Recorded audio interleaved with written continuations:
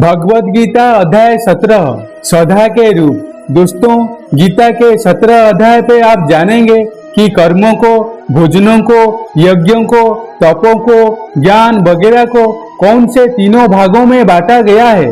अर्जुन बोले, हे कृष्ण, जो मनुष्य शास्त्रों को छोड़कर देवों की पूजा करते हैं वो क्या है, सात्विक, राजस या तामस। कृष्ण बोले, हे अर्जुन, जो व्यक्ति देवों को पूछते समय जिस तरह का विचार रखते हैं वो उसके हिसाब से ही सात्विक, राजस, तामस बनते हैं। सात्विक लोग देवताओं को पूजते हैं, राजस लोग यक्ष और राक्षसों को, और तामस प्रेतों को। जो मनुष्य शास्त्रों से दूर रहकर भी मन से कठिन निर्णय लेता है और कर्म करता है और कर्मों को ही तप मानकर करता है, वो भी इस संसार से मुक्त होता है। जिस तरह से भोजन भी सात्विक, राजस और तामस होता है, उसी तरह से यज्ञ, तप और दान भी तीन तीन प्रकार के होते हैं। फलों से किया गया भोजन सात्विक होता है।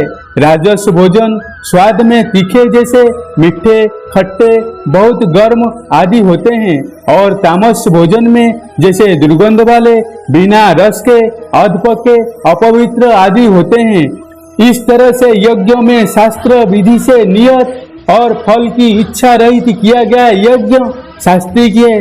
केवल फल प्राप्ति को ध्यान में रखकर किया गया यज्ञों को राजस यज्ञ कहा जाता है। शास्त्रों के विरुद्ध दान रहित और श्रद्धा रहित किया गया यज्ञ तामस यज्ञ कहते हैं। इसी तरह से तपों में ऐसा तप जो फलों की इच्छा से रहित हो उसे सात्विक तप कहलाता है।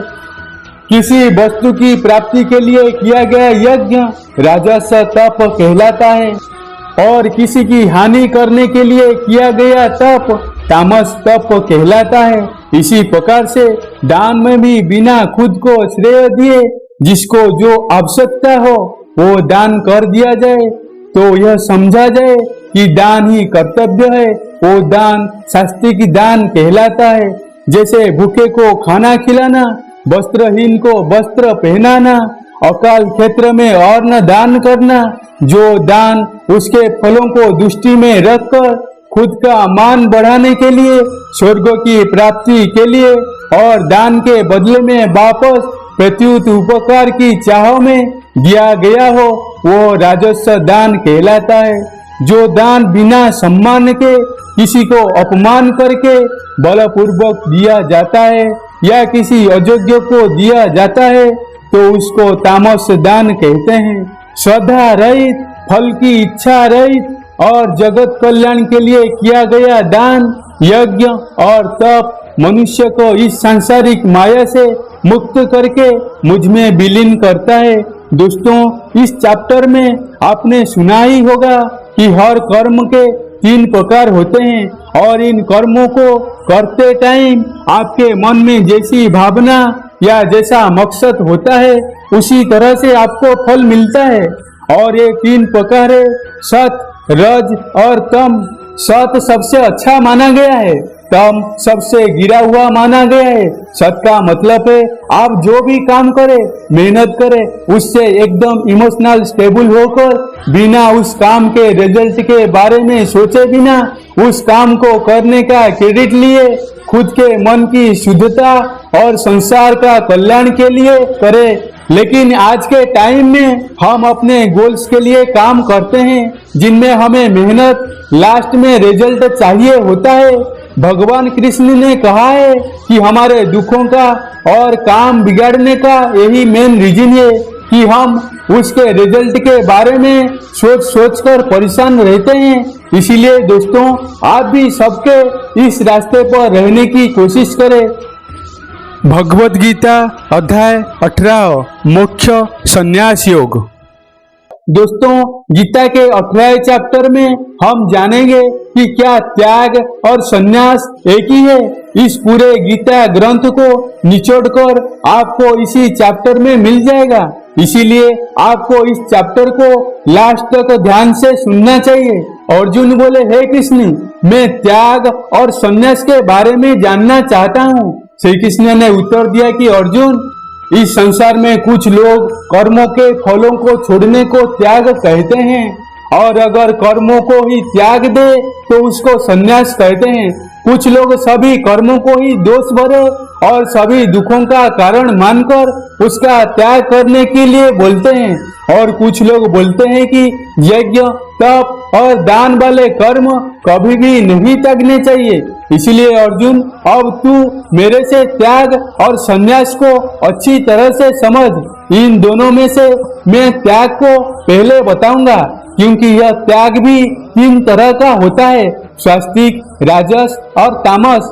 यज्ञ, तप और दान ये तीनों त्याग के योग्य नहीं, बल्कि फल की इच्छा के बिना किया गया यज्ञ, तप और दान यही सात्विक त्याग कहे जाते हैं।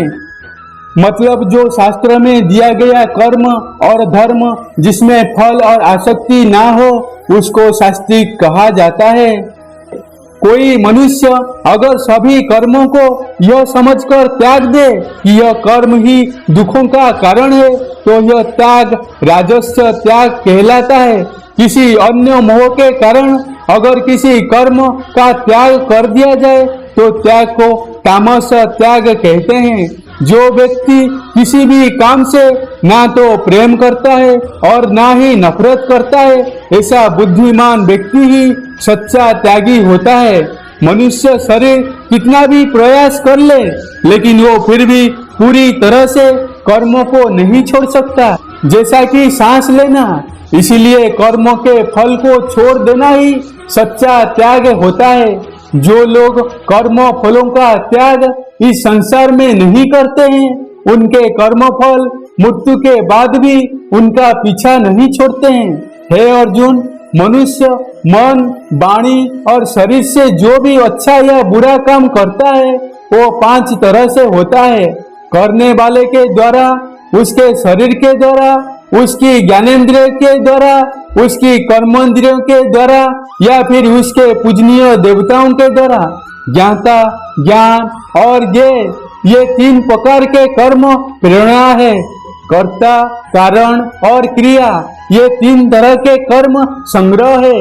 हे अर्जुन, ज्ञान, कर्ता और कर्म ये तीनों भी 3 तरह के हैं। जिस ज्ञान में परमात्मा को अमर और अनंत माना जाता है वो ज्ञान सात्विक है। जिस ज्ञान में परमात्मा को अलग अलग समयों में अलग अलग नामों से जाना जाता है वो राजस्व ज्ञान है। और जो ज्ञान सात्विक ज्ञान और राजस्व ज्ञान के बाहर है वो तामस ज्ञान कहलाता है। जो कर्म सदा रहित और फल की इच्छा के बिना किया जाता है वो सात्विक कर्म कहलाता है। जो कर्म को छुपाने के लिए किया जाता है वो राजस्व है। जो कर्म किसी का नुकसान करने के लिए किया जाता है वो तामस कर्म है। इसी प्रकार से सात्विक कर्म करने वाला सात्विक कर्ता, राजसी कर्म करने वाला राजसी कर्ता और तामसी कर्म करने वाला तामसी कर्ता कहलाता है। इस तरह बुद्धि और संकल्प भी 3 तरह के होते हैं। हे अर्जुन, सात्विक कर्म, राजस्व कर्म और तामस्य कर्म करने वाले की बुद्धि और संकल्प यह भी कर्मस्य सात्विक, राजस्व, तामस्य होते हैं। हे अर्जुन, सुख भी 3 तरह के होते हैं। बिना किसी कर्म फल के परम ब्रह्म में ध्यान लगाकर मिलने वाला सुख सात्विक सुख होता है। बल, बुद्धि, शक्ति, राज्य इत्यादि की प्राप्ति राजस्व सुख है। नींद, आलस्य और वासना इत्यादि तामस सुख है।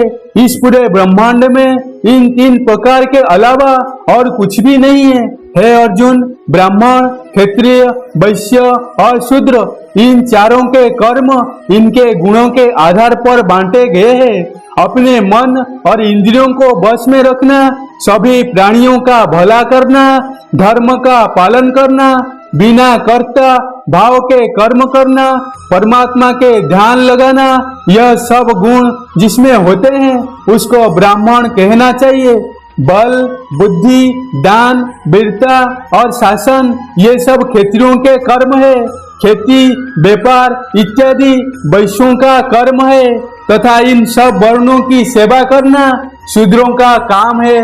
दूसरों के धर्म और कर्मों से तो अच्छा है, भले ही कर्म गुण वाला हो, लेकिन अपना ही कर्म और धर्म निभाए, और ऐसा करना ही मोक्ष के द्वार खुलता है। मानव कर्मों में कुछ ना कुछ कमियां तो रहती ही है, फिर भी उसको खुद का कर्म नहीं छोड़ना चाहिए। जिस तरीके से कोई व्यक्ति भगवान को पा सकता है, अब मैं तुझसे सारांश में कहूँगा।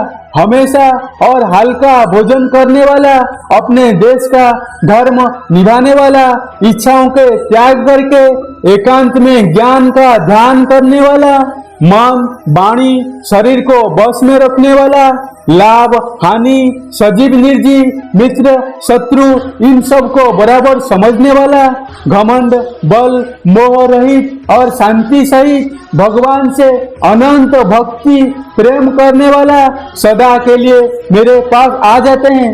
इस तरह का भ्रम में योगी ना तो कोई आशा करता है, ना ही स्वयं को या दूसरों को दोष देता है, और ना ही दुख और सुख में विचलित होता है।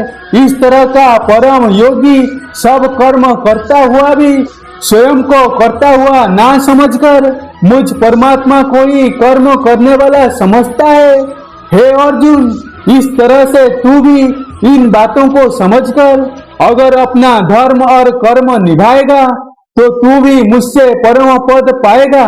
और अगर तू इस तरह बोलकर ही मैं युद्ध नहीं करूंगा, मेरे ज्ञान को नहीं मानेगा, तो अपने धर्म कर्म और परमात्मा से भटक जाएगा और नष्ट हो जाएगा।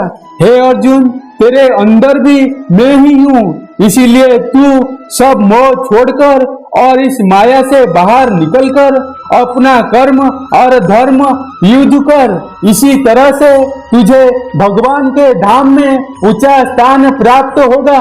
अर्जुन, मैंने पूरे रहस्यमय और गोपनीय ज्ञान तुझे अच्छी तरह से बता दिया है, फिर भी तू अब जो समझकर करना चाहे ऐसा करना। लेकिन अर्जुन, तू मुझे बहुत प्रिय है, इसीलिए मेरा ही भक्त बन और मुझे ही सदा प्रणाम कर। मैं प्रतिज्ञा करता हूँ कि ऐसा करने से तू मेरे पास ही आएगा।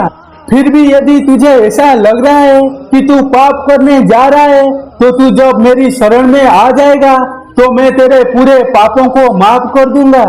इसीलिए तू दुखी मत हो।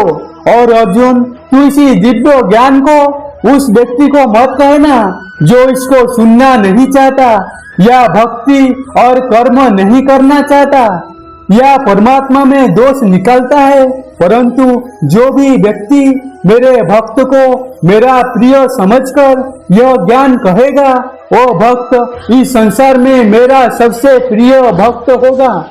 इस गीता ज्ञान को समझना ही वास्तविकता ज्ञान यज्ञ है, और इस ज्ञान या किसी भी कोई भक्त मुझे प्राप्त कर सकता है। हे अर्जुन, अब मुझे यह बता, क्या तेरा अज्ञान बढ़ गया है? अर्जुन उठकर बोले, हे परम ब्रह्म श्री कृष्ण, मैंने आपका संपूर्ण ज्ञान अपनी बुद्धि में बैठा लिया है, और अब मैं स्थिर हो गया हूँ, और जैसा आपने मार्गदर्शन किया है मैं ठीक उसी प्रकार से अपने कर्तव्य और धर्म का पालन करूंगा। दोस्तों, चाहे कितना भी मुश्किल आ जाए, जो इंसान खुद भगवान कृष्ण की इन बताई गई बातों को फॉलो करता है, उनको अपने जीवन में उतारता है, उसकी न केवल पूरी प्रॉब्लम सॉल्व हो जाती है, बल्कि उसे जीने का, अपने सपनों को हासिल करने का तरीका भी पता लग जाता है। कुछ लोग यह भी बोलते हैं कि गीता ज्ञान सिर्फ हिंदू धर्म का ग्रंथ है, जबकि भगवान ने खुद कहा है कि व्यक्ति जाति और धर्म से नहीं, गुणों से ब्राह्मण होता है, और इस भगवत गीता पर सभी मनुष्यों का बराबर हक है। आज की दुनिया कर्मभूमि है, कर्म और मेहनत का सिद्धांत सबके लिए एक होता है। इसीलिए आप सब लोग इस गीता ज्ञान को बार बार समय हर रोज पुरुष और महिलाओं को सुनाए, ताकि आप अपनी कर्म स्थल के अर्जुन बनकर अपने जीवन का लक्ष्य हासिल कर सको। अगर आप इस चैनल पे नए हो तो सब्सक्राइब कर दीजिए। ऐसे ही सकारात्मक वीडियो देखने के लिए मैं मिलूंगा आपसे अगली वीडियो में। तब तक अपनी ख्याल रखिएगा। जय श्री कृष्ण।